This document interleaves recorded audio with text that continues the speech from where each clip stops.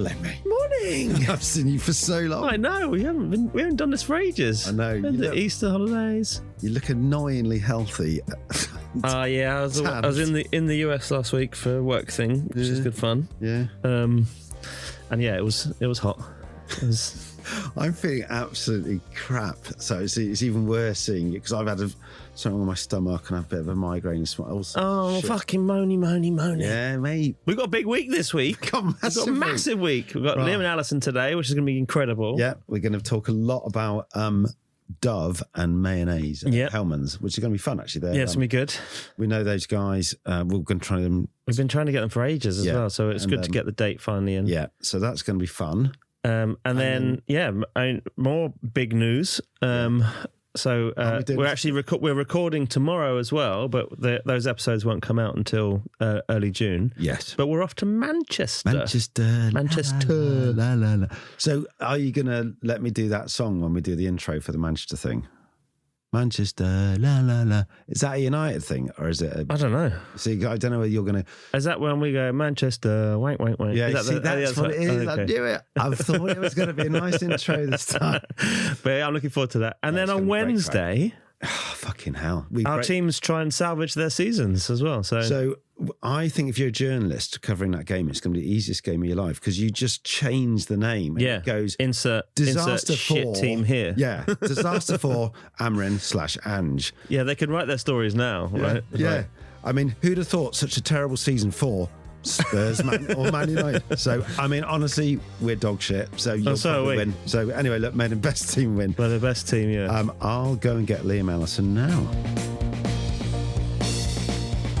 Right, Liam Bushby and Alison Steven, Global Creative Directors at Ogilvy London. Welcome behind the billboard. Welcome. Thank you. Thank you. Thanks for coming on today. Finally, it's been a bit of a journey, hasn't it? People cancelling, yeah. Sorry. It's lovely to see you. And we've already been talking about nipples and fisting. Fisting. Yeah. So just to clarify why we were talking about fisting. You were, weren't you, Hugh? Yeah, so the optimum distance from your microphone is a fist, apparently. And we just told Alison and Liam to do that. So that's what that was. So we were all fisting. So moving on. Right. Liam and Alison facts. Right, we're going to get these right. So Liam and Alison have had an incredible career to date, are winning loads of awards for loads of clients, including a Grand Prix at Cannes for their Dove Reverse Selfie campaign, which won, I think, a total of 7 Lions, 10 DNA pencils, 9 one shows, loads more, I imagine. But yeah, that's phenomenal, and we'll definitely talk about that. Very good work. You've worked at some of the greatest agencies, including Ogilvy, VCP, BBH, Leo's, with me, TVWA, and more. And you've won awards at all those places. But I always think you are an incredibly humble team and very down to earth, and that's why we love you and we wanted you on today. In addition to the great outdoor work, you also make, so I'm going to probably get this wrong, so you can correct us later, you make Hellman's Mayonnaise club sandwiches for Charli XCX fans. That's close to being correct. And a Hellman's Mayonnaise themed handbag for the catwalk. We did. Which is fucking ace. No, we've got to talk about that. Just forget the posters. Let's get to that. So we just say, how are you? And what are you up to at the moment? We're good. Yeah, very good. We're really good. We're really good. Yeah. Just about to launch a new campaign for Hellman's, the new brand campaign. Oh, really? Are we allowed to talk about it? Or are we... No. Well, we're really excited. We can talk about it a little. Yeah. We can. It's different for Hellman's. It's That's gonna good. Be different. It's going to be talking to a younger audience. It's a lot of fun. There's a lot of fun to be had. Is there some good outdoor in there?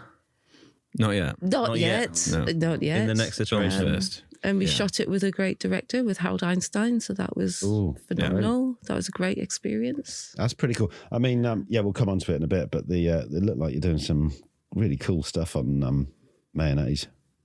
Yeah, it was a bit of a revelation. We moved partly from Dove onto Hellman, so we still got a foot in the Dove camp. Yeah. With Master Brand, but then moved on to Mayo, moved on to CD and Mayo, and we went, ooh. So, because we were going to ask, do you solely work on Unilever products? Yes. Yeah. That's the deal. Okay. So it's basically that's the blood contract. Yeah. So right, actually, while I'm just filling my screen down, I'm going to pass over to you for the. we were just talking about this before we started recording, but the billboard at the end of my street is the long-running segment that we've got, and we obviously use it as a vehicle to talk about what else is happening at the moment in the industry. But have you got a classic for us for the billboard at the end of my street? It's a real classic. Have we got two? There's just one. Look at one? it. There were two. There was one that was an ad for like a design poster company, which didn't seem like a real ad. You could say it didn't feel like a real ad. So this feels like a real ad. Yeah. So yeah. So where was this? This is under a bridge at the end of the street. It looks like one. We didn't cheat. It looks like one of those when the mock-ups go. Yes, it does. There's always that one mock-up. Yeah. The billboard underneath the bridge. Yeah. Yes. We've been very, very truthful. We could have lied, and we could have just picked an absolutely phenomenal billboard. Yeah, but that's just no fun. Well, I mean, no. So what is it? It's for EE. It is. Let's describe what's happening here, just so we know. You read us the headline here. I can't see it. Stay connected if your data runs out. Yeah. That's a line. Punchy line. Yeah. It's part of their. Well, you guys tell us. Sorry. Yeah, so it's for EE. I think we were kind of just talking about this and going.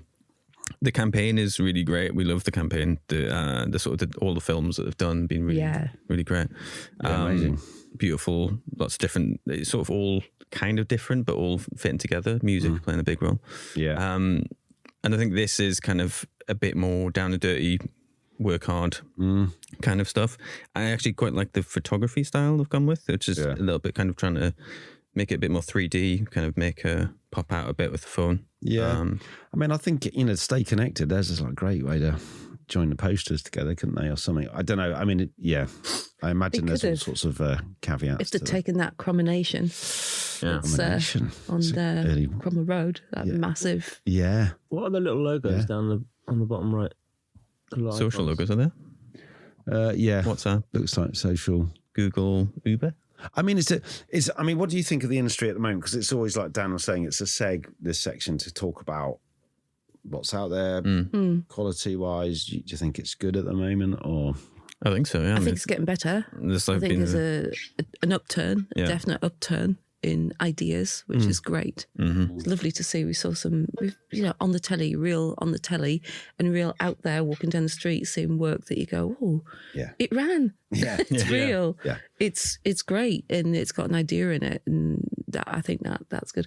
This particular billboard, though, what they're offering, what they're talking about there, stay connected when you run out of data, your data ends, is something that we did work on when we were at VCCP, not for obviously EE, but for O2. Right. And getting that really simple message out without really clouding it with faux creativity that doesn't get across the message, because that's an important thing to say. If I'd want that if I was in danger of my kid running out of data or whatever. And I think that was the TV, wasn't it? It was the TV, that's. So how do you, out of interest, how do you stay connected if your data does run out? Anybody know?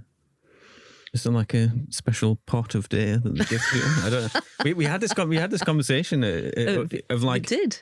when you run out of data, it still bring, if you search like O2, it still brings up the website. So we're like, there is this sort of magical tier between the walls. Yeah, I was traveling last week and moved to a different provider, and EE is the new provider. And actually, I forgot that you have to tell them when you're traveling. And I got there and I was like, oh, no data. And they, send you a text and they're like, oh, we can keep you connected. And it was just one quick link, stay connected, and it was done. There's no login, it's obviously tokened through the process. I need to know, is that free? No. So the one is no free. Just being caught with that. It was a $5 a day, and it put me on the package that I was on at home, which was unlimited data and call. So, it's, obviously. Because I'm on O2 and it's brilliant, because if you go to Europe, it's exactly the same. Yeah. It's like none of this, because you're going, oh shit, what's happening? And it's real. I've got to say O2 as a brand is, it's pretty good. Just going back to, I think I completely agree with you. I think we're hitting this almost, I think the last 15 to 18 months, this kind of, we always talk about the golden era of outdoor. I think, and we talked about it before the show as well, that I think the floor is being raised by agencies and by clients treating a premium media the way it should be, and is spending a bit more money on it and focusing on the idea, and the creative is benefiting from it, and our agencies are all benefiting from it as well. I totally agree. I think the stuff we see, it's just really exciting seeing great work out there. And some weeks on that that's nice section, we can't fit them all in because you've got people selling stuff from around the world going, all right, what about this? And you go, okay, and then we have to put it in front of the board. Yeah, we have to decide, don't we, what's going to make it. The nice thing about it is that it's I think social's played a huge part in it as well. Yeah. We've talked about this before, but when Anna came on from Mother, she said about the power of having a billboard at the end of their street of the agency, and what that does to the creative work in the building. The same is said for social as well. When people are photographing work and it goes up onto a social feed, you're like, oh, okay, it's not just seen by someone driving past on the A40. No. It could be seen by someone in the US, or it could be seen by someone in Australia. Yeah, that's and as soon as you globalize that message from a single billboard, it gives it the eyeballs that it does. And things that you can do now as well with billboards. It's not just your flat poster. No. Which, a good 48 sheet poster is a good 48 sheet poster. And if it used to be, didn't it? If you could do that, you can do anything. If you could write that poster, create that poster, you can do anything. But these days you can link it up with anything. We were looking at an idea last week which required like a live stream, live feed into this, into a billboard, into a screen, an out of home screen, so you could see what's going on somewhere else, blah blah. And you think it seems really, really simple, but it's so impactful and it's so clever, and it joins the ideas together so beautifully. Yeah, I always think there's not enough good digital out of home, because a lot of them, I'm sure you've come across this so much, they go, oh, just stick a bit of TV on. Because it's a screen, they go, oh, let's reformat something we've done for something else. It's really horrible, because I did a campaign for Visit Saudi Arabia about 2 years ago, actually, and they had a big concert happening out in the desert, and they're trying to, it's a tourist agency, so they're trying to attract people to Saudi, and they broadcast live from the music festival out into Times Square, and we provided a link to people to listen into the festival and create a live festival in Times Square of what's happening in Riyadh. And that's what people want, though. It's what the young people want. Yeah, it's what a bit more young immersive. People want. It's a bit more immersive. It is, but the power of everything. I mean, I still remember. And I can't even say who said it because, should remain nameless. When, 48 sheet posters, how quaint. But isn't it, aren't they just like a social post, bigger? Oh, God. I don't, that's going to fill me with sadness. No, creative director. It's not nameless. Because surely. And I wasn't looking at Hugh then, because it wasn't Hugh. It wasn't me, guys. It wasn't Hugh. But I think, God, film and outdoor. Yeah. I mean, I think it's just naive to sort of even say outdoor, because you're literally. What's that touch thing? It's the entertainment of the streets, theatre of the streets. Create a bit of theatre. That's great. Yeah. Right, we're going to move on to another feature, our regular feature. Your first poster. So, I saw this. I didn't realise it was your first poster. It's the first poster that got out. Yeah, great. Well, tell us about it. Tell our listeners what we got. So this was from McDonald's, and it's the Piccadilly Lights loading bar that we did. What's it showing? It's showing a McDonald's fry with ketchup on the left-hand side of it, and it's laying down flat. Yes. And it's kind of slowly soaking up the chip. So was it both digi and static? Just static. Static. Oh, so what? Hold on. Was it as they were changing that? Yeah. So over, right? That's quite funny. The word loading underneath, ... Yeah. So you put it up as like sort of a quarter loading, then you put another image up. Yeah. So it's like sort of digital. It's hard work. But it was like when they were changing from a print site to a screen, right? It was exactly a right. Smart idea. Yeah. Exactly. It was analog Piccadilly Lights at one point, and they were changing it to digital. Yeah. And I think this brief came to us like on a Friday or something. It was a Friday. From Adam Tucker. A busy day. Cheers, Leos. Yeah. And he was like, they're changing over the sort of the site they had there was actually quite good, and they used it quite interestingly. Yeah. In different ways. And they they were kind of like, it's going to be a green mesh over it for 6 weeks. So we sort of need something to put over it. Yeah, because you can see it underneath, can't you? Yeah. Yeah. They said you can't have food. Don't put any food on it. Yeah. Right. That's the one thing in the brief. Alistair doesn't want to see food. The client doesn't want to see food, so don't put food in it. Obviously, that's the first thing we did. Yeah. But How did it? I mean, did it come quickly? Because it's such honestly like all great posters. It looks so simple, but did you do it? Three. We had three. We had about three that we. What were the others? Can you remember? God. One was like a refresh button. Was it a refresh? Yeah. Okay. Which was. I can't remember the other one. I can't remember. The other one. I mean, as first posters go, it's just in D&AD. Yeah, Yeah. it was. It's brilliant. It was. Yeah. It's so. But it's also on one of the world's most iconic locations. Well, Yeah, so. exactly. We came from. Yes. Basically, we were at TWA for 2 years and did very little there because it was just bad timing when we started there. It wasn't anything to do with us. Yeah. They lost a lot of business. And, It's a lot of business. And it was sort of all kind of realigned into different Omnicom agencies. So we didn't get a lot of opportunities to make things at TWA. Right. So when we went to Liam, we were just like, this is our chance to really do advertising. Like we can actually do it properly now. We were really hungry to actually Yeah. to do stuff. And we always remember Justin saying to us, you can make your mistakes on things, because we hadn't had a chance to make our mistakes. We were doing a lot of proactive work that wouldn't go anywhere because no one was willing to take on any proactive work client-wise. Yeah. They couldn't afford to keep the lights on. And there was a lot of realignment going on of clients within different groups. And it was just a bit of a wasteland at that time. And so we were just like so hungry to do anything. And I think we kept that mindset for the whole time we were at. It's brilliant. Never Leo's leaves you. I really- remember No. talking to Phil and Darren about it. Oh, yeah. Because we were part of all the same sort of era. And Yeah. once you get it in your head, it never leaves you. Like, I remember Tom and Walter told me and Adam years ago, like, that's it.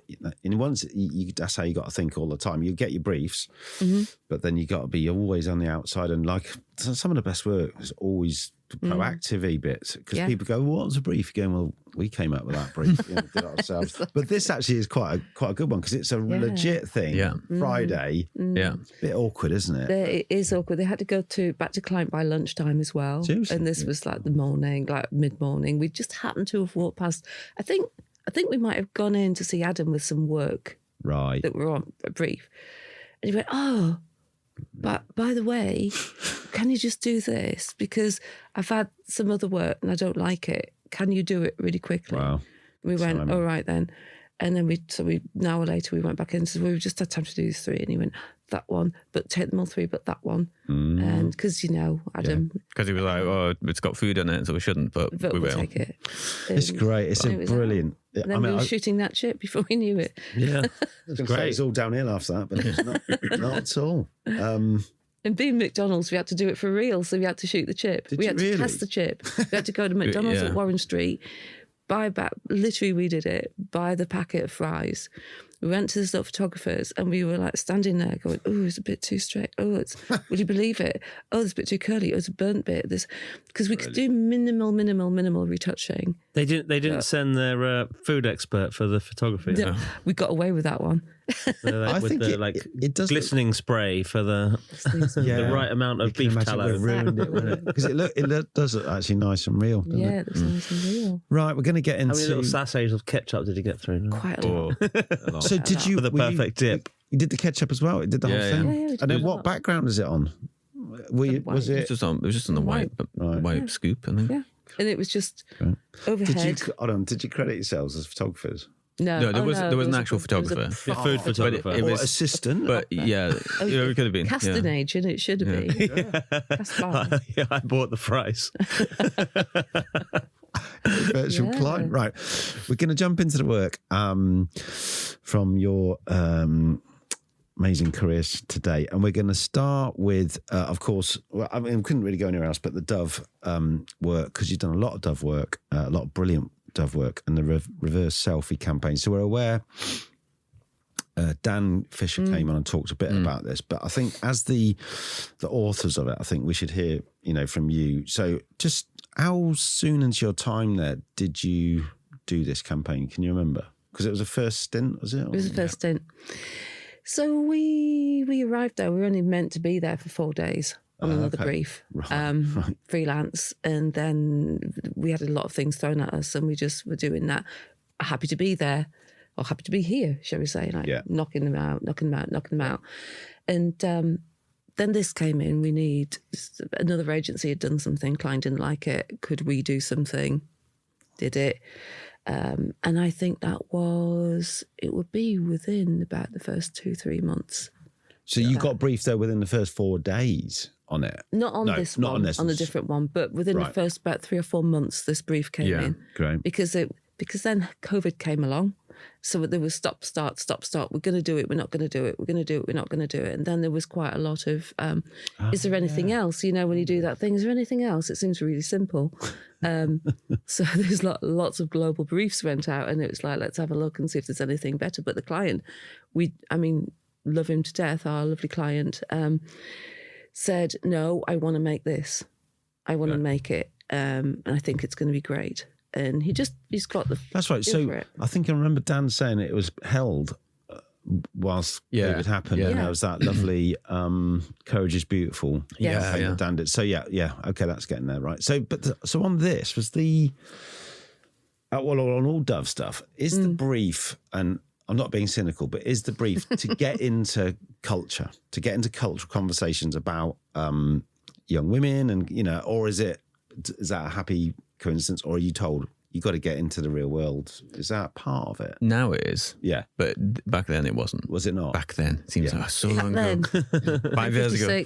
Yeah. But no, it was basically just a regular brief. And was the brief about, because I'm just going to read this first one out here. We've got a picture, and all the campaign is split half and half. So the person has been, just looks like the regular person, or they've been really... What would he say? Retouched, looking completely different, very slightly unreal, I suppose. And the headline is "Retouching her face also crops her confidence." So there's some brilliant headlines here. Face editing removes blemishes, freckles, and confidence. So confidence is just so common, isn't it, in every brief? But you somehow, this feels really pertinent, doesn't it? This confidence, instant face apps, lasting damage. So that's one of the posters. So how did you get to the idea of, because it's sort of half filmic, isn't it? You're going backwards. Yes, we do. In the film. But then in this, so what came first? How did it? The film came first. Film came first. And what we had when we were casting, obviously we were staying with Dove, it's always real women. Even if we're talking to a 3-year-old girl, we're talking to a 12-year-old girl, they're always real girls, real women. And that by that we mean no acting experience. They don't act. We are not allowed to script them. We can't put words into their mouths. We can't tell them what we want them to say. We can't tell them. So from a casting perspective, it goes to real world casting agents rather than... We've got a brilliant casting agent, Lizzie, and... She just knows where to look, and she knows who to ask, and she knows little pockets of people to talk to. Schools, a lot of schools, a lot of places like that. And she found, an awful lot of girls that age that they had to have the lived experience of using Facetune. Yeah. And they had to do it on a regular basis. They had to tell us what they did, and that's a difficult thing because 12-year-old girls are sitting there with their moms and their dads, and sometimes they don't. So they'll say things like, "Oh, I might take out a spot if I've got a spot there," right? And it actually transpires that they'll probably change everything. And that's a lot of sitting and talking. And we shot the film with Benito Montorio, so he was great. He was fantastic with the girls. And he, obviously, the director's suggestions were all fantastic. There was a particular girl, Grace, that we shot the TV with, and it was the first poster that the first piece of work that you showed there. She was homeschooled because of being bullied for her looks.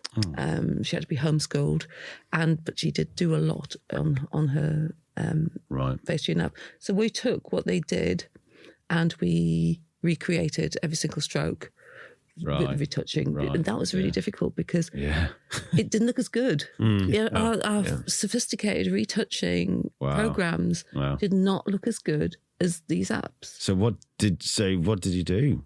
Did you keep going? Just had to keep going. Yeah, I mean, it was painful. It was really painful. It's that kind of thing where you just tweak something and then suddenly it just looks too unreal. Like it doesn't look quite right. And there's an unreality to this and these images, or those halves of images. But it's a very fine line where you just go, oh, but that's absolutely not real. Yeah. So which is, kind of plays into the actual whole issue. Yes, right? it does. Because if you look at it and go, God, I still look sort of real, but look pretty good. That's fucking scary, isn't it? Yeah. It is. You start to lose the girl in there after a little while. And it's always, for this work, for all the master brand work we do, it's all pushes you to the Dove Self-Esteem Project. Yes. Which is 20 years of helping girls and boys.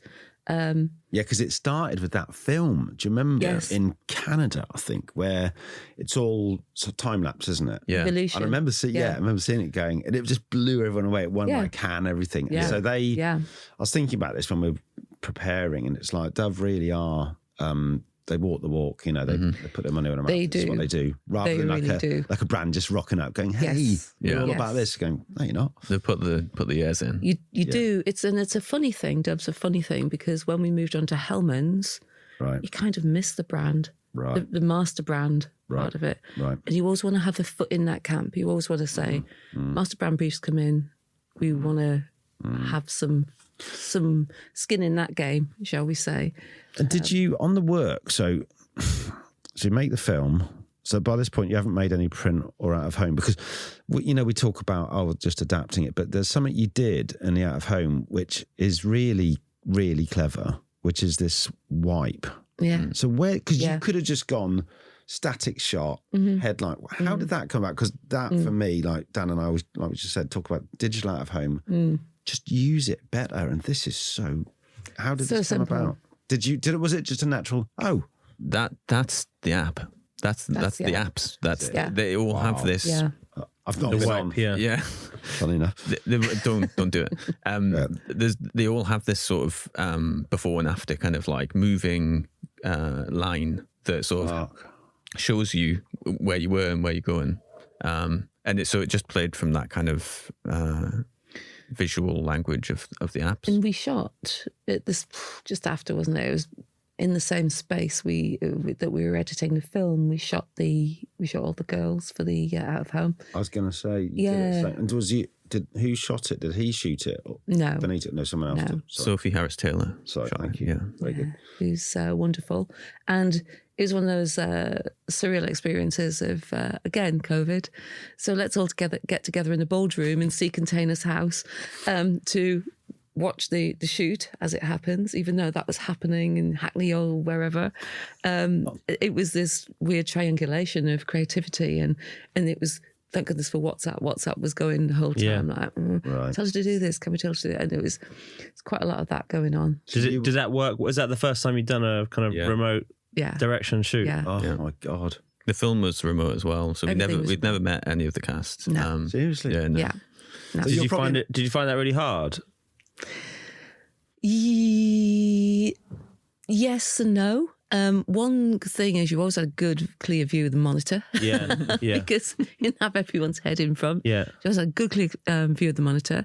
We did Deliveroo for lunch. Yeah. That was our flipping dining room, because it was like, we're not going to have a rubbish lunch. We're going to have the shoot lunch. So we had Deliveroo for lunch. That came along. I think we got the order wrong. I'm not sure. It arrived eventually. But we could, and we had a little sort of a main line to Benito as well. We had the WhatsApp group, and then we had Benito's. And the bat phone. Check in with us a little bit like that. Yeah. It's so awkward because also you're not just directing someone, you're directing someone with their parents. Yeah. Needs to be in a safe environment. You're there going, try that, and you're going, no, I can't do it. Fuck, I didn't know any of that. You have to put a lot of trust in Benito and Sophie. Yeah. Because he hadn't met her before. They're experts and know what they're doing. Did you two feel, I mean, to Dan's point, did you feel like it must have been quite pressurised? Because Dove's massive. Yeah. Got to, I was thinking there's real beauty sketches. Courage is Beautiful, Evolution. Those are sort of seminal bits in our industry. So you're going, fucking hell. Was it a bit stressful? Or? We got a lot of courage, and a lot of our bravery came from the fact that the client loved it so much. Yeah, and Dan loved it so much. And they fought for the work. They fought for the work. Well, that's it. Then, And isn't it? Yeah. we had a feeling. You get the feeling. You had the sort of hairs in the back of your neck feeling. Well, Dan knows his stuff. He knows doesn't his he? stuff. Yeah. Absolutely, 100% does he. So then, because it's the time of year, Cannes is coming up, and you did win the Grand Prix. What? Not having ever won Not the for Grand this. Prix. Oh, what did you win? This won the gold. I thought you won the Grand Prix. What did you win? No, the Grand that was Prix Turn for? Your Back. Turn Your Back when the Fucking have to redo the script. That's a good segue, because what we're talking about next is... What should we talk about, Dan? we're talking about Turn Your Back. Yeah. One thing I'll say about this, just before we move on, this was the film, as you said before, like what came first. It was the film that came first, and then they were like, "Oh, we need a KV, so can we do a KV with it?" Okay. So we did KV, key visual. Key visual. Key Yeah. visual. So we did That was the okay, split on one shot, and they could easily have just done that, but they went and did 5 or 6. They did. And did posters, and so Brilliant it's really good. science. It's good because you sense that Good it's like a media neutral idea, but then everywhere you've gone, you've made it work because the headlines are really strong in print. The film, obviously, this is the way you've treated this. It's it's proper, isn't it? It's I mean, it proper. wasn't easy. I have to say there were moments. Got a great client, because there was a lot of people looking at it. There was in terms of approvals through our network and everywhere. There's a lot of people looking at, a lot of people giving opinion. We did have to fight for the headlines and the simplicity of that. Dan helped us with that. Obviously, we were freelance, so that's a little bit difficult. Yeah. Can't say you're completely wrong. Yeah. But there were people with opinions trying to offer There was people, maybe solutions, or they're trying to challenge you. Challenge it really about it. Do we need a longer headline? Do we need to be headline based? Well, you've got it's a visual idea. Seems a little bit like worry about we don't really. And they're need to- happy for you to go and bat for your concept on it. Dan was very happy to let us bat for that. pushed us forward. He did. I think it was we were freelance, and we were just like, whenever you're freelance and you're making something, you're like, this is an opportunity you've got to make it count. Yeah. So I think that drove us. But then you have to tread. It's hard. You've got to tread carefully, but then you also go, well, I might not be here in 2 months. So Yes. Yeah. right. Moving on.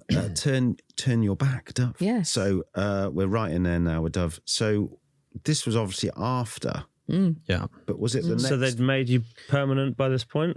Yeah, so Yes. we left actually, and we had like a year and a half of VCP full time, Right. and then Reverse Selfie did quite well at Cannes and Ordina D, and Dan was like, "Oh, you've got to come to Cannes and you've got to come back," and we had conversations, and he lured us back. So this was sort of our first sort of CD piece on Dove. I think it was a complex one, this, because it was many people and different agencies and within the network, but Global brief. yeah, well, I think Dan talked about this on the podcast previously, but it was basically a live brief that happened at kind of like a global Worldwide Creative Council. Ogilvy thing in Porto, and we were there with Dan, and this was all kind of going on. We were on a Super Bowl brief CD and that at the time, so it was sort of like we were running in and out and things like that. So it was a bit chaotic. Yeah, We came back to a worried looking Dan. yeah. But so this was a campaign that it came from Ogilvy London and from David Madrid, I think, wasn't it? But the process was really interesting because I just said there that we stepped out to do a review out of this huge, because we're all in this huge, I wouldn't say meeting room, like a huge ballroom with a massive screen, and you've got all of your ECDs and chief creative officers and CDs presenting the work from their various agencies, and it's all bloody brilliant. And you're going, oh my God, look at this bloody brilliant work, Christ. Yeah. And it inspires you, and it's brilliant. But and you all give your bit, and everyone's everyone's sort of level is high. Everyone's But is everyone presenting ideas for these briefs, or they're presenting work that's happened throughout the year? Well, they're presenting, it's generally work that's ongoing at the moment within their agency. And the idea of this Worldwide Creative Council is that you present your work and there's a lot of opinions in the room that says, have you tried doing this? What about if you do that? Just make it better. Nice. So that as like a brain trust type. A real brain trust. And it happens several times a year. And you've always got to take notice of it because you've got people who are bloody brilliant going, if you just do that. And you go, oh God, why didn't you think of that? There's a lot of that going on. And anyway, we walked out, we did the review, we came back in, Dan was ashen and he said, well, what's happened? He went, oh God, this face app has launched called Bold Glamour, and Dove have just had a phone call from a journalist to say, what's the Dove response to this? Right. What is Dove going to say about this as the sort of the keepers of real beauty, the voice of real beauty? What does Dove make of this? So it's like, we've got to respond, and we've got to respond absolutely now, within the next few days, immediately, if not sooner. So the brief that then became Dan standing up in the middle of the room going, this is the brief, guys. Can we all think about it? Right. Because every one of the creative leaders in the room then briefed their people back home, and there was lots of stuff came in over the next few days. It's quite nice to see that process as well, though, isn't it? It is, To see how wide the network reaches and see the ideas coming in from around the world. Yeah. So the ideas came from, there was lots of ideas, but the idea had to be, the one we chose had to be, and with Dan as a collective, had to be simple, had to be something you could do, had to be something that we could create immediately. For participation. Exactly, yes. And that's why this was chosen. So just describe, I'll describe it. It's called Turn Your Back. And all the work features someone turned away from the camera. Yes. And it's saying no filter should tell you how to look, amongst other ones. So that's a big idea, isn't it? To just turn your back on it. It is. It's bollocks. It is. Because for want of a better word. But then you make it beautiful. Right? It was this filter was like incredibly, I know there's a word, insidious, shall we say. Insidious. Right. It takes your face and you can't tell that you're using a filter. Right. Like when you move, it just moves with you. When you move, it moves with you. It's horrendous. Right, yeah. And if you're a woman, if you're say you're a grown-up woman and you go, oh my God, I look amazing, but that's not me. I look a bit weird. Yeah. I don't know. If you're a young girl, it's damaging. It's damaging because then, and even before Bold Glamour, there's a lot of young girls can't bear to look at themselves without a filter. They don't like how they really look. So this comes along, and this is do not let them take your face sort of thing. Right. And that's why we think this was a great idea. But the production process was interesting, wasn't it? Tell us, it was quite quick. Yeah. So it's like, I can't remember if it was 5 days, I think, or 3 or 5 days. Jesus. And it was basically, I think, shot in Sao Paulo. I think David Sao Paulo or Ogilvy Sao Paulo.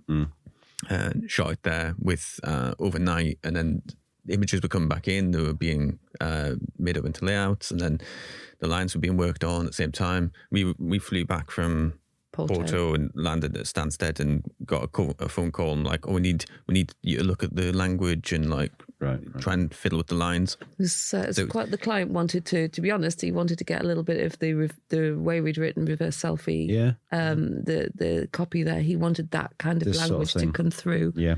So he wanted to make sure that was a thing that had happened, sort of thing. Was it the same client from? Yeah, it was. Selfie? Yes. Did you? I'm interested actually because it's slightly perverse that you've cast people for the back of their head. Yeah.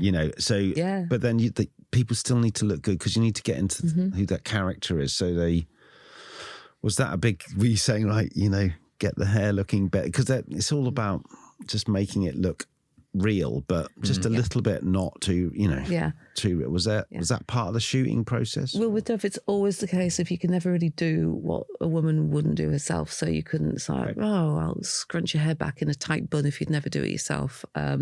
Or indeed things like black hair has to be, you cannot mess with what a woman wants. Yeah. So with Dove, we always go like, what would you do with your hair? How do you like to have it? How do you like to wear it? And then you just dress it. You just make it a little bit better, just a little. You do it professionally, shall we say? You might not get the back. Women are well known. I think everyone's well known for not doing the back of your hair very well. Right, because you're not going to so see someone it, right? doing the back of your hair is always going to make it look a bit better. But I think that's what's so.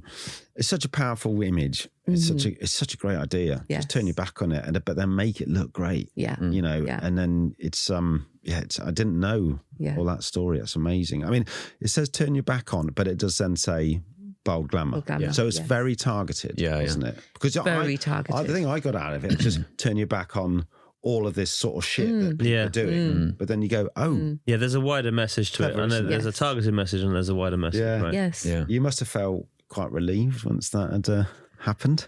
Yeah, we did. But there was a lot of people felt very relieved. We were just part of. So have we got our intro wrong as well? Because you didn't. So your Grand Prix is it's not for Dove Reverse Selfie. It's for that. It's for this, So how did it feel when you got the call about the Grand Prix? Amazing. I mean, always amazing. It's a Grand Prix. Good God. Because we saw Dan when we were in Cannes 2 years ago. Yes. He was walking around looking quite dishevelled. I'm sure he'll agree. Yes. And he was part of our. He was on our live, wasn't he? He was trying to get this. Do you remember the Barocca? Yeah. Oh, He's Dan trying to open his Barocca, and it was just. And I was like, my God, and then he had a drink, but it wasn't an alcoholic drink. But I was thinking, maybe he's just been up all night. Yeah. And he's just cracking on. He loves those moments. And sometimes he does just sit back, I think, and take it all in. Oh, he was and then so goes good, again. But I think because I knew you'd done Reverse Selfie, but was that for this though then? Or was that for Reverse Selfie? This would have been, how many years ago were we down there? 2 or 3 years ago? It was probably this year. It would have been probably this year, Yeah. It was. So there was, because creatively it came from London in terms of there was a team within Ogilvy UK doesn't work on Unilever, and a team. Right. David Madrid. A creative team had the same idea. Yeah. So it was a case of. Because he was telling us about it that morning, wasn't he? That's what it was. Yeah. God, he gave us the insight on that. You got to really manage that. You've got to really manage that because you've got to work again. It's like, because we're it's a strong network, creatively a really strong network, and you could find yourself working with those people again next week, if not the end of this week. And we do work really closely. Liam and I work really closely with David Madrid. Yeah. Did it end up being a co-credit on the? Yeah, that's good. Yeah. Do you say David or David? David. It's David Ogilvy. So, but hasn't it got an E at the end? No. Right. It's David the agency, like David the agency. to Ogilvy. It has his little. We're not going to have another Whedon moment, are we? And it's Wyden. It is Wyden. It is Wyden. Actually, do you know what? I have to confess. Okay, I got hands that right. So in the credits at the beginning, I said they've worked here, there, and you have worked at Wyden and Kennedy, but I thought, I'll definitely say it wrong. No. So I didn't put it in. Did you hear our little? They have worked at Wyden. Yeah, I heard Did you say voiceover. at the front. It wasn't me. And we got a message from Hermetti going, just politely, you said it wrong. And I'd made such a fucking effort. Anyway, moving on. Said it wrong. Right, we're going to go. He didn't correct you in the room, though. No, he's very polite. Oh, that's very polite. Very sweet.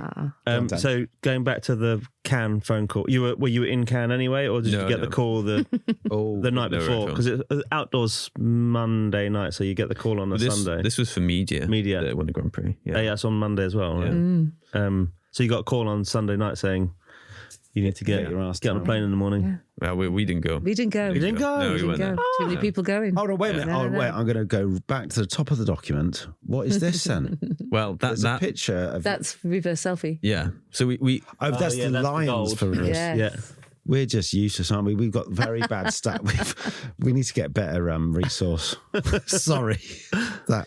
Okay, so that image of you're in Cannes with your Reverse Selfie lion. Well, there's like 11 or something you got for that, wasn't it? No, we 7. haven't got 5. I think 5, So 4. we went. It was a bit of a weird conversion rate. This. Yeah, go on. So we had now right. Liam's like Stato in this situation. So we got how many Clios? 5. 5 Clios. One show. We got how many? 9 one show. 9 one show. But we had a lot of shortlists, and then we were doing about 80% of like shortlist versus conversion.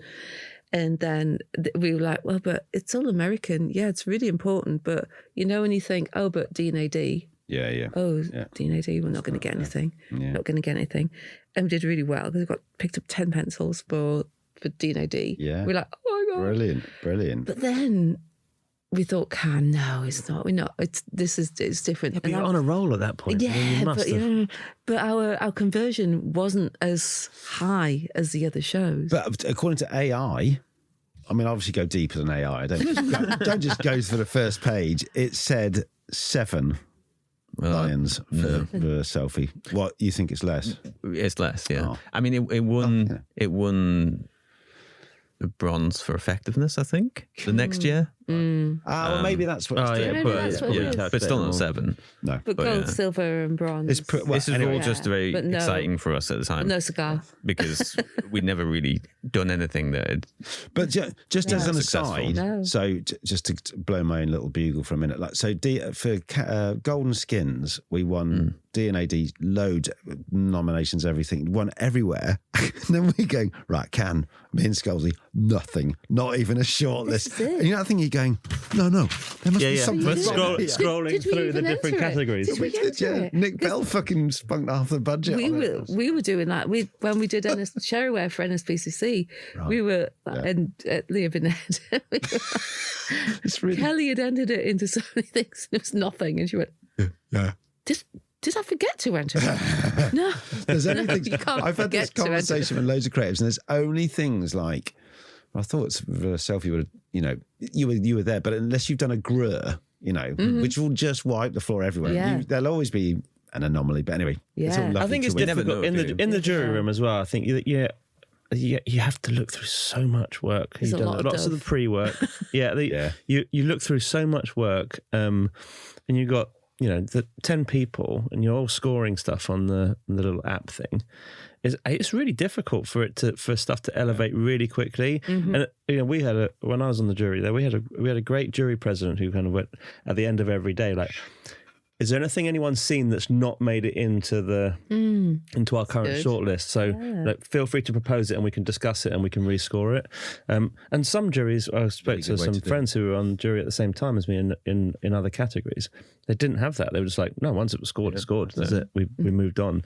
So I think it depends heavily on jury presidents and their adaptation of the process for scoring work. And also there is that thing, so it can happen where great work just doesn't get elevated. And also that, I don't know whether you need, sometimes you go, well, look, if someone from the region will explain it, if it's got a champion, but then sometimes you go, but I should just understand it within my own world. But then sometimes you do, if something is so, there's a cultural context to everything. You've got to be told. You have to.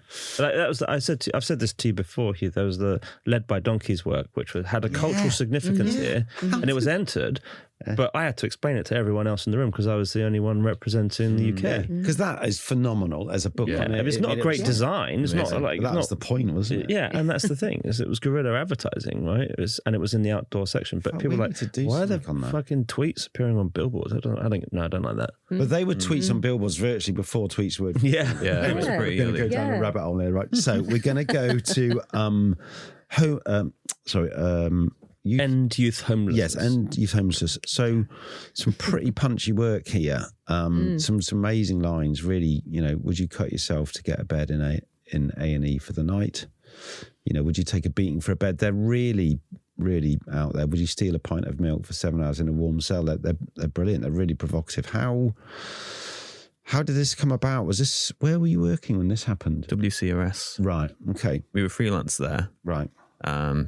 And we were working on Santander. And Now TV. Yeah. And all brilliant clients, all great. But it was quite corporate-y kind of stuff. Okay, yeah. Which is fun, when you freelance. But then Orlando Warner brought this brief to us and was like, we've got some media that the Jack Agency, I think it's called. Yeah, they did the wild posters. Live posters and stuff. Yeah, he was like, we've got some media for this end youth homelessness, and I think they'd supported it a couple of years before. It was for the big sleep out thing. Yeah. So he was just like, have you got a bit of time? Do you want to work on this? And we were like yes, I said, please. we're freelance. It's an opportunity. Great. Yeah. So this was a fairly quick thing, but we basically just kind of went through. I mean, we had maybe like 4 or 5 ideas that were probably too difficult to produce for the budget, but I think we just try to strip it back to kind of the decisions that people on the streets have to make, and kind of the truth around these, like, awful situations that people find themselves in, and the choices you have to make. Yeah. And that was a lot of digging deep. It was insight driven. So the stories of homeless youths on the streets. And I've just seen, not that long before, was a photographer who works around Victoria area, and he was taking photographs of a lot of homeless people and engaging with them, talking to them. And I would love to say that we went out and we spoke to people on the street, and we didn't, because we didn't have time. It wasn't really an excuse, but because we could have. But we used a lot of the words that he got from the people, a lot of the insights, a lot of the stories. Do you just think, oh, yeah, there's a bum on the street. It's never a bum on the street. It's always a story. It's always someone that could be you. Yeah. It's always somebody could be your child. And all of that sort of stuff. So we thought that's you're gonna have to brief that provocation's gonna have to come through this work. It's gonna have to be spiky. You have to make people feel something. You have to make them feel that this is what people go through. Yeah, I'll sleep out to help. I think what's interesting, we need to move on, but the I think you come out of ideas, but you sometimes think just a fucking powerful headline will always work, because you don't have to go nuance of photography. Oh, is this illustrative style? And then like overly, provocative words. Not much money. So great. We're going to move on so we can do 2 Hellman's Mayonnaise. I don't know why I'm laughing already, because I just love this, and I kind of still don't quite understand it. So we're going to start with great for the jury room. Isn't it? Something called I do know a bit, but I'm gonna, for our listeners, what is going on with this sandwich? It's called a club classic. It's in a see-through bag. Arena tour. Tell us more and how it happened. So this campaign was born out of a cultural moment, in inverted commas, as people say, where Charli XCX, for her Brat tour, obviously she's had a huge moment recently, and for her tour poster she used a clear plastic bag with the kind of classic headline and kind of dates of the tour on. And the clear plastic bag alludes to something naughty. Something naughty. And we'll just leave that something bad things. So it's a little bit. Things. And there was controversy around this. I'm not a Charli XCX, is that how you say it, fan? Yeah. My kids are, but is that how you say it? You should. Is that how you say it? That's how you say it. Yeah. Should be bad. So she her tour poster got banned by the ASA. It got banned? Yeah, it was banned. But there's nothing actually wrong with it. Well, it was the insinuation of the bag, I think. And the vibe of the artist as well. I mean, it's a very big bag. You'd have quite a night on that. Yeah. Granted. Sorry, yeah. So it was banned. It's not a baggie, it's a bag, isn't it? That's definitely yeah, got it. So then what? Were you aware of this? How did it come to you? Yeah. So this happened in sort of May, June time, and a team who were working on another Hellman's brief. It was actually the main brand brief. Had this in a deck, kind of at the back of the deck. Right. The germ of the idea at the back of the deck. Right. And they called it the graveyard. Yeah. Yeah. Good. And we saw it and we're like, oh, that's amazing, because the whole thing with this new Hellman's campaign was around sandwiches. So it was kind of, they want to make sandwiches their thing. Right. So this just sort of worked very nicely with that. But what they were saying, put the sandwich in the bag for people who are going to watch the gig. No. So everything, for context, everybody, all brands were turning everything green because the Brat moment, everything was I remember green. that. Yeah. So whether you're bloody Bic pens, you have green Bic pen, whether you're Heinz Mayo, whether you're whoever, you'll do a green one. And you'll just get on that roller coaster. And we had so many ideas that came to us because we have a lot. Everyone wants to work on Hellman's, and you get ideas through from different agencies within the group. And it's like it's green one. We don't really want to be green though. We don't want to just go green for Brat. We don't want to do that. Let's not do anything. And then, as Liam said, we saw that idea in the back of the deck, and we thought, this is gold. This is like not gold, not literal gold. But was it because the sandwich just fitted in a bag, so it's a sandwich bag? Well, there's nothing more there. Am I searching for something that's not there? So, Club Classic. Let me explain. There's more context. There's more context. We'll play the TikTok, Hugh. Do you know what TikTok is, Hugh? I'm well up on that. Yeah, I see that every day with our kids. So she put out a TikTok basically saying, "Oh, I've been told to take down the poster and remove it because it's saying bad things and whatever." Right. So I just put a sandwich in it because it's a sandwich Told bag. them it's a sandwich bag. Yeah. So bring your sandwiches to the Brats. She updated her tour poster. Okay, I didn't know that. That now is working. She updated her tour poster to include a sandwich in the bag. Because I saw that, because this morning I did a bit of and I went, oh, no bag, bag was sandwich, but still not got to mayonnaise. Mm-hmm. So then you go, yeah. Okay, so that makes more sense. Yeah. Okay. So bear in mind that when you go to a gig, there's lots of places outside where you can eat stuff, lots of concessions and things like that. You can buy stuff to eat before you go in. You can't take anything in with you.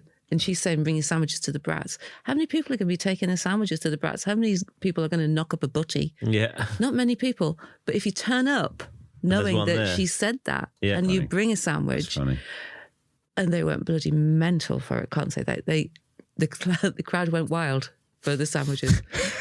And was it literally a sandwich with some mayonnaise in? It was a Club Classic sandwich because one of her tracks is Club Classics. Yeah. So, and we couldn't call you that would know Club this Classic. if you listen to the album. Club Classic. Is anybody a Charli XCX fan in here? Yeah. But, I mean, not a huge fan, but you are now. The new album. I got all really that like stuff. it. Yeah, we had to sell this to our client. Our client, Martin, is French. He's very French. He's very orderly. He's very likes to know where everything is. He's that kind of guy. He doesn't just fly with the wind. He likes structure. He likes order, and he does a very good job of it. He's a great client. So we had to go. So and Dan was there with us. Yeah. Martin, there's this idea. We don't know if you know the artist Charli XCX. And he went, I love Charli XCX. I listen to her all the time. And we go, really? Yes, win. You're in. Yeah. So it's doesn't strike us. Right. But he does. His Spotify Wrapped proves it. It does. Very good. It does. So, for me, though, the moment is obviously the minute when she goes, oh, fuck it, I'll put a sandwich in the bag. Yeah. Then you go. That's us. Get that. As a creative director, I'd have been going, what? Anyway, we would have played you the TikTok. But then this is we'll also put the sweet. We'll put the TikTok link on the show. This is sweet. We're looking at an image of what are they? Ad vans? They're ad vans. They're ad vans. They're these new digital kind of ad vans. Really good. And so they're promoting the Club Classic, right? So at the tour, because this is also quite a quick turnaround, and trying to get media in time, things like that. So this was ad vans that drove around the crowd. Right. Essentially, you could just park the bus, basically. Exactly. Giving some context as to what we were doing. I suppose that's the lovely thing. You've got a pretty edgy idea, but with a big brand with some muscle. That's like the win, isn't it? Yeah. Right, we got to move on because I'm looking at my clock. Dan, do you want to talk handbags? Yeah, let's talk about the Margaret bag. I should say before we leave off that, there's two moments with the Club Classic sandwich. Sure. The two massive moments are people started selling them on eBay, selling these sandwich bags, which is like, what the hell are they're sandwich bags for the fans? That's and amazing. Charli XCX, because we thought, should we try and engage her? We can't engage her. We haven't got the time. We haven't got the money. Like, we just have to do it.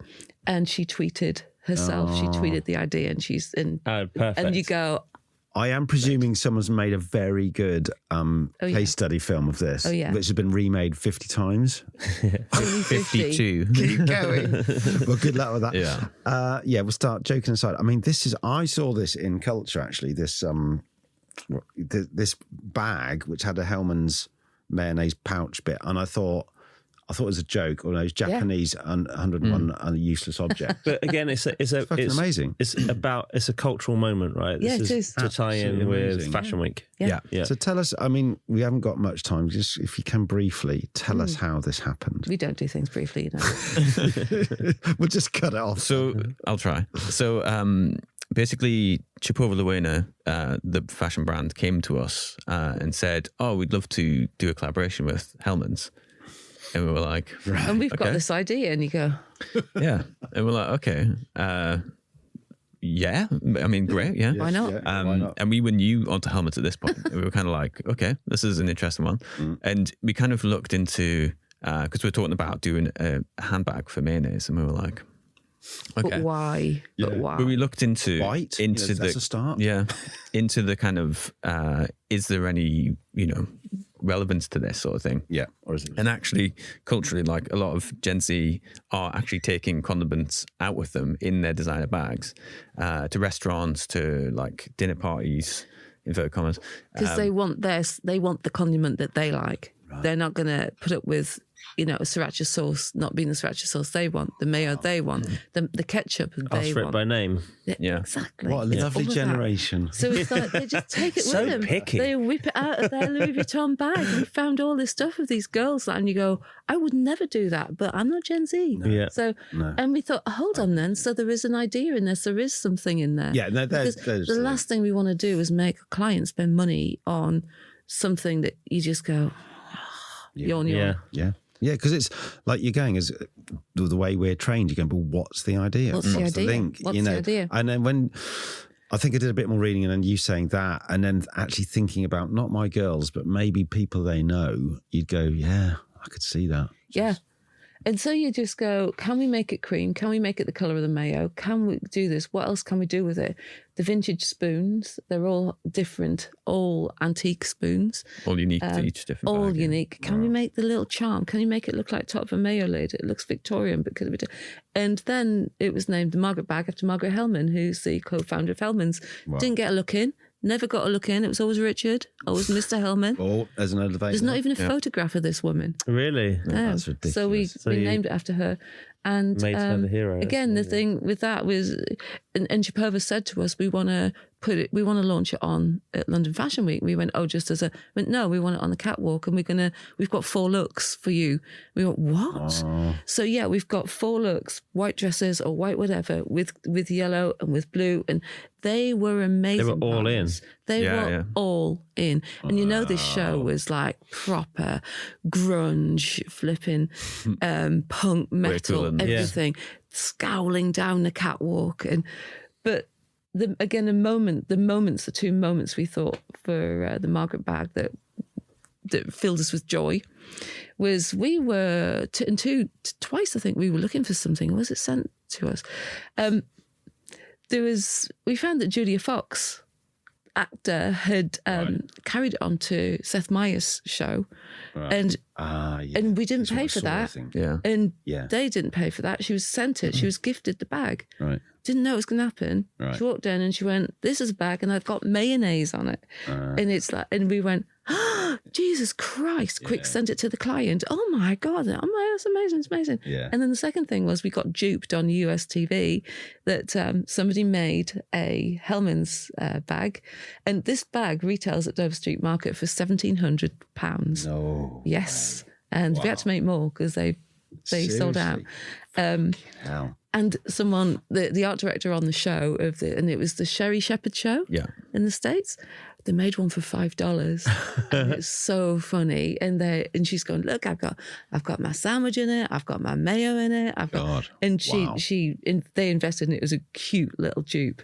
And we thought, well, that's great as well. That's that the helps. ultimate bet, compliment. when that happens, Yeah, isn't it? it is. First briefed on it, and you're thinking, how are we going to get the talk? Well, it's one of those things that you just kind of go, let's just go with it. And embrace the madness. Yeah, and then they supported it, and like They you said, really they did. They with really the different did. looks, and then I think the fashion press loved it, and then it just sort of took on life. So It's funny with this business, isn't it? Because the things you end up doing, you just... I know. I know exactly. Yeah, And to get in a headline for with Elle, I think it was, to be one of the most viral moments of London Fashion Week, the most viral moment of London Fashion Week, getting a headline with Harry Styles. And you go, wonderful. Oh. Yeah. Hellman's Harry Styles, viral sensation. How on earth are you going to follow that? You say, we're back on Dove now, actually. We're having to lie down now. Right. But again, great clients. Yeah. Super you know, brave, yeah. Zhao from Hellman's, Martin from Hellman's, Pete Harbour, all amazing. And of course, Dan. Dan had his fingers in the pie and his magic touches on both of these. He does really champion good work, doesn't he, with the clients? And He just lots of work behind the scenes. Yeah, he's great. Yeah, it's a phenomenal team. Yeah, we talked to him about that when we were with him as well. He does. He's good. Yeah, it's great to have someone like that in your corner. He's very generous. He is very generous. So we're going to finish with your favourite billboard. We're looking at the classic Pete Sampras chucking up a grenade from Tiger and Paul. Yeah, Paul Silburn. Yeah. So I had a bit of a brain freeze there. I thought it was someone. Yeah, Tiger and Paul. This is mine. It's like, for me, when it was like your favourite, we went through so many, and you go, oh, but there's got to be something that's newer, that's more, happened last year or this year or 5 years ago or 10 years ago. Yeah. And you look and you go, oh, and I go, no, but I get a feeling. I know exactly. I could be from Timbuktu and I know what that means. Yeah. And I love that. I can't, the graininess of the shot, that bloody flipping grenade, and it's perfect. Do you know very quickly? So we had Tiger on. So that is on a piece of fish wire. I think that's a cardboard cutout. It's horrible. They shot everything in the studio with on a existing photography. No. But I love those stories. I remember when we it was because it was done on a shoestring, wasn't it? We don't have these images. We can't get access to him. He's on the tour, but that's what's incredible about the work, because you look at it and I thought, that's like a mega tournament. They just tweaked it, But I'm with you. I think. But I think she told us that Paul.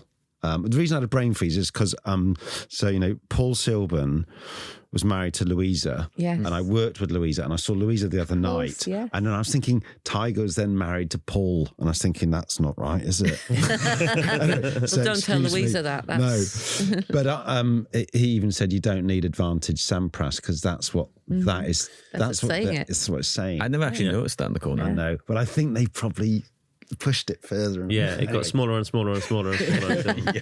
It was in between the grenade and Pete, wasn't it, originally? Like a massive one there. And then Liam, we're going to have yours. Yeah, this was just the simplicity of that one is amazing. But I think I was just looking and thinking about ones that have kind of left an impression in the last few years, and then I realised this is 9 years ago. Wow. Oh dear. But it's for Spotify.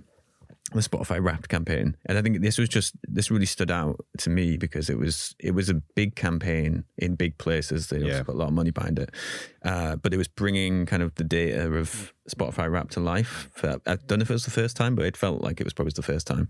Yeah, and I think this was just a great example of kind of how it can be more on the billboard, how it can be bigger, and I think. People shared this, people talked about this outside of advertising. What's the headline say, Liam? So it says, "Dear person who played sorry 42 times on Valentine's Day, what did you do?" It was this piece was I worked on a Wrapped campaign where it was more kind of personalised stuff where you could opt in. It's effectively showing the social card out on billboards, and you could target certain countries where you were or cities where you were. This came after that, and this was pure insight driven. So they dumped out lots of insights from the app, not just from within the Wrapped part of it, but it was what's contextually relevant to an audience right now. So there was loads of iterations of this across digital at home. It was phenomenal. And it updated throughout the day based on it was like breakfast stuff and lunch stuff. It was really good, really good stuff. It's a brilliant. I like your choices because there's like one. They're just from different eras, but they're still great. That's what this show's about a bit. We're very much in the now space, but we only know now from appreciating all the great stuff. But also this piece at Liam's choice, you go, how many times do you go? And if we could do some, it's in the deck somewhere, someone's always doing this sort of thing. We could do this, we could do that, and it would be brilliant if we could then update that at lunchtime. But they did it. Yeah. And you can do it. Yeah. And you can make digital out of home that simple as well, which is, I think it's quite, we talk about this with the tech on the tech side all the time. It's quite easy to overcomplicate stuff and just get lost in a pitch presentation, never mind out on the streets. And if you can keep it simple, the technology is there to support you as a tool rather than be the be all and end all of a campaign. Yeah, it's really rewarding that. Okay, and you got 3 tips here. Yeah, I mean, it's just following on from that, really, make it part of a bigger story. So I think that was exactly what I was doing, making it about people, insights, and kind of like a bigger thing. Surprise people. I mean, it's just do something people haven't seen before, really, isn't it? Yeah. Do something Sandwich bags is a great example. Yeah. And a handbag. Yeah. and then reduce, which is just like the sandbrass, moving the sandbrass to the corner. Yeah. It doesn't need it. Remove it. I mean, it's a classic advice that you get as a junior. It is. And it's really difficult to do, though, isn't it? It's very difficult to do. More people want to put more shit on posters. Yeah, they do. Yeah, because you kind of... Yeah, I have to say I'm guilty of that because I tried to do a poster for my book, so I wrote a book, and then I tried to do. He's the worst client in the world. Yeah, and I was saying to Dan, we've got to put this QR code and this, that, and the other. And you go, mate, no, and it's awful because you're going, oh my god, I'm turning into one of those. Yeah, you're getting your own medicine. Do you know how? So we did a Christmas special poster for him, right? And I was like, shot it in my garden. It wasn't snowing, but we wanted snow on the ground, so it was like fucking AI snow and shit. He's like, it's not the right kind of snow. I'm like, mate, it's about a London park. The snow's always shit. There'll be a dog turd in the corner. It doesn't matter. And bless him, honestly. But we moved the account. People went in the house. Yeah, we fell out massively. Anyway, listen, that's like, thank you so much for coming on and being thank you and humble. And sorry for sort of slightly mixing up the thank you for having us. The Grand Prix. Well, absolute pleasure. But yeah, it's been a real education and a reminder of what great work is. So yeah, thank you. Yeah, thank you. Thank you. Yeah, wow, that's great. That was, I mean. Just saying handbags and sandwiches behind the handbag and this. Yeah, it's good. What we're doing. But I like the randomness of that though. I've seen work from like Diesel when they did that German kebab shop. Yeah. Mashup and stuff. It's good to see like other brands embracing out of home really and brands and it's like those collabs are good. Yeah, because our show is not just about billboards. I mean, obviously because that sandwich bag is a billboard. Yeah, it's a tiny little billboard. Yeah, and then the handbag is a thing. So it's all ambient. It's all ambient. It's outdoors. I mean, it's just a nice name, isn't it? It's good. The billboard, and you got a nice top on there, mate. Yeah, so have you. Matchy. Yeah. So they were great. Liam and Alison, lovely, just total professionals. Yeah. But really humble, lovely people. So thank you for coming on. I forgot to tell you as well. We've got some really exciting news to launch in our Manchester episodes. Tell me. You know, we've been on the sponsorship trail for a while. You have, yeah. We've got two. Not one. New sponsors. 2. So excited to reveal some more information about them when we're in Manchester. Wow. That's good. So we can remain like on air for a bit longer. Like, you know. So we're the lights stay on. Yeah, the Radio Luxembourg, I've shown my age there for certain listeners. When Radio Luxembourg, do you remember them? Yes. They were the boat in the harbour. Pirate radio. Pirate radio. So we're not quite there, but yeah, with the lights will be on for a bit longer. Yeah. So yeah, it's exciting stuff. Very exciting. So in Manchester, we can do all that in Manchester stuff in Manchester, but it's going to be a fun. Well, the fact that we're recording it the day before the biggest day of our seasons for our respective football teams is hilarious. Remain friends, keep it professional. Honestly, I'm excited to see what you're going to be wearing in Manchester. Can I just say because I'm assuming you'll be in some garish red top. No. What I want to say is... I might wear sky blue just to wind you up. I think you need it more than us. So if you win, I'll be happy. I actually said to Rach, I'd be happy for them as a club because I haven't won a club trophy for so long. Yeah. So I've just seen the script before. We've beaten you 3 times this season, once in the cup, twice in the league. So you're going to do us again. 100%, and we've got our best players missing.